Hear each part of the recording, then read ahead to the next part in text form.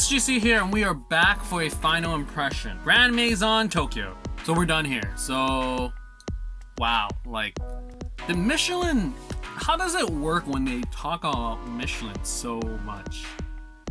Okay, this series definitely felt like a manga adaptation of just like, let's get our team members. They hate me, but I will win them over with willpower. So I think that's a big thing with Japanese TV, is that you really have to realize that they are very gung-ho in terms of the believe in yourself. Dreams do come true, like that type of vibe.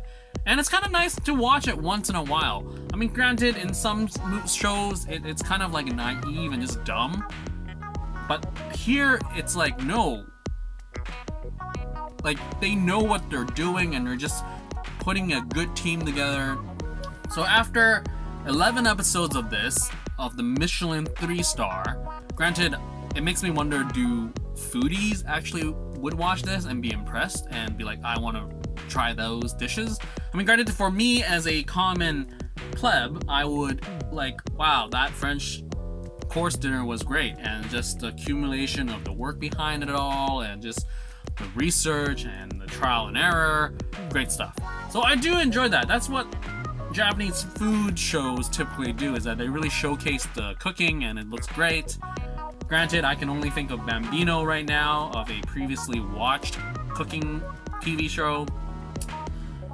And it makes me wonder, like, how good a chef with Jon Favreau? Anyways, the characters. So we have this touch and go type of thing of just believe in yourself, and then we inspire others to do better. It does get a little bit tiring and repetitive, but in terms of the characters, it makes sense. And in terms of the narrative, they do need to deal with this, and they do need to grab this team and make the ultimate course. Granted, what was it? Their so-called rival restaurant's manager owner was a little bit too cartoony, villain-esque. So every time he showed up, it was just like, oh, he's gonna overplay it. Yep, you did it again. And the whole narrative of what he went through, of just like, let me hire chefs with the best quality, I would do everything. And then he turns around and like, no, I was wrong. Like, you're the best. Like, that was kind of like, eh.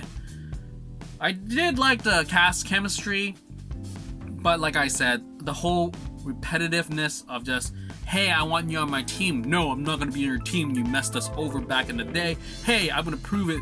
I'm gonna prove you wrong. Okay, and then, wow, you are still amazing. I want to believe, and I will believe. Like, that's a very repetitive thing. So if you can get beyond that and just accept it for what it is, I think you'll be golden and accept this. Now, the biggest highlight for me is that Takia isn't the main character. Asakura is. And I really did enjoy that, because when you first watch this, you are definitely watching it for Kimura, or Takia, or Kimura. But as the series goes on, you see what she is for this entire show. She is the glue that keeps everything together.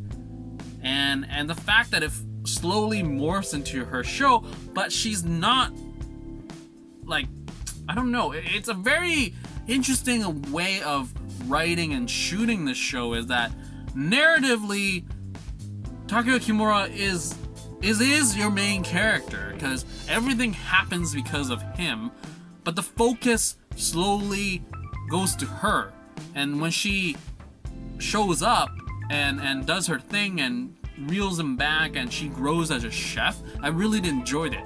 Now, granted, I sort of wish there was more of that, where she was more of the main character in a traditional sense. Like, for me, narratively, she is the main character. She was the one who wanted to build the restaurant, got it done, was supporting Kimura and his recruitment and all that stuff.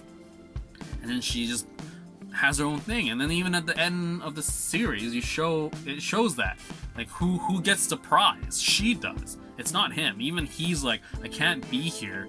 Like, you can't just be like, you got this because of me. You got this because of yourself. So again, it goes back to the whole, like, dreams come true, willpower prevail all circumstance.